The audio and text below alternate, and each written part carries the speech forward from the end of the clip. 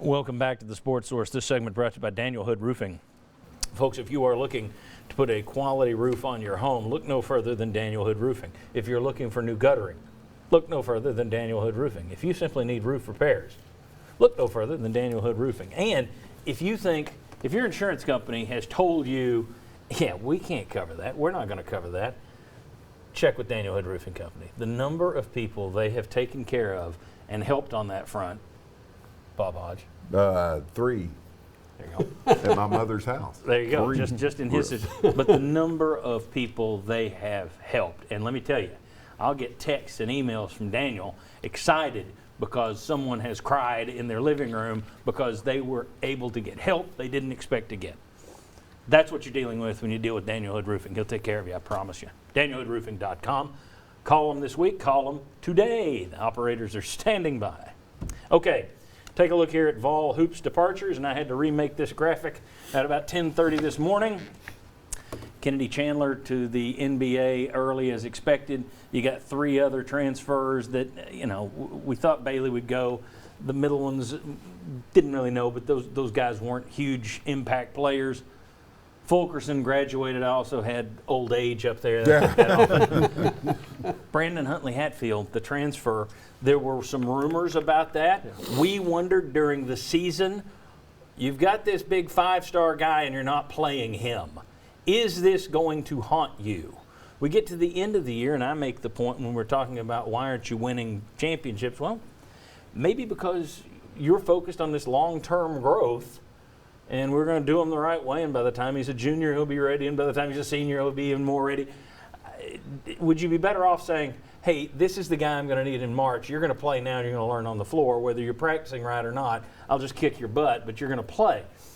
Didn't do that. All right, so this is where we stand. Well, take a look. Ken Pomeroy broke down Rick Barnes' use of his lineup over the last 5 games by percentages. A lot of red X's there now. Point guard, it was Ziegler and Chandler. You see the percentages. Well, now you got Ziegler. Shooting guard, it was Chandler there at 45% of the time, Vescovi 38% of the time, Victor Bailey 13% of the time of the last 5 games. Chandler and Bailey gone. Vescovi and James, who, by the way, you're going to have to replace them after next year. So they're gone too after next year. They're your small forward, power forward, and that's not how everybody breaks it down, but just for ease. Yeah. The 4, you've lost Fulkerson and Huntley Hatfield. The 5, Fulkerson, Huntley Hatfield.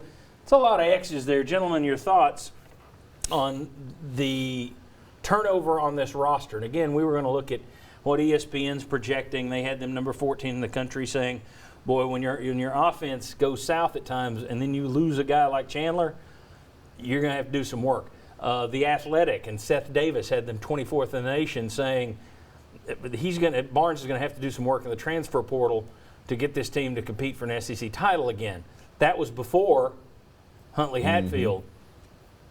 This isn't a top 25 team as it stands today, and I don't know if he's going to find enough people. If the transfer portal targeting has been Brandon Murray, and then another point guard, if they don't get Brandon Murray, well, you better find a big man quick somewhere, unless you want to make the year the Uros Plosic show.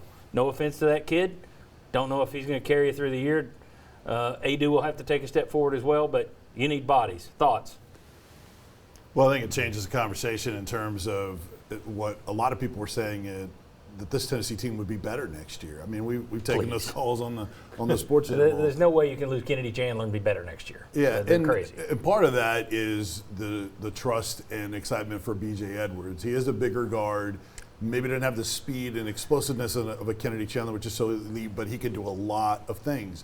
So then you maybe don't have the drop-off there. You do get Olivier Nkamhoua back.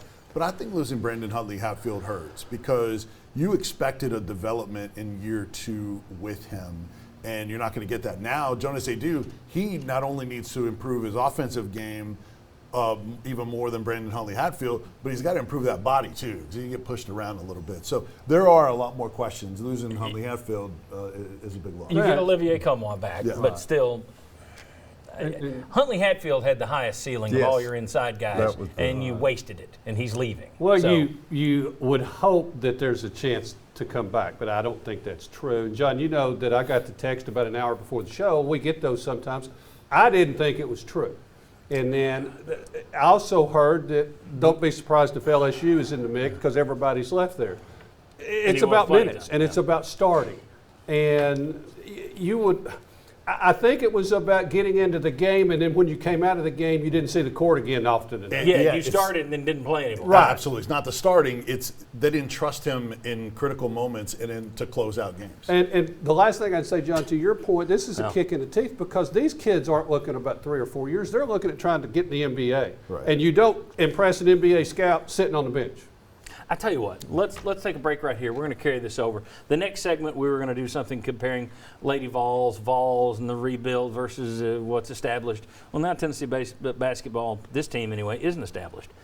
You've got pieces, but you've got massive holes at this point. What I want to know is Rick Barnes' system and style. Hall of Fame coach. I like Rick Barnes. I think he's worth every penny. But I wonder, that was built on a non-free transfer world.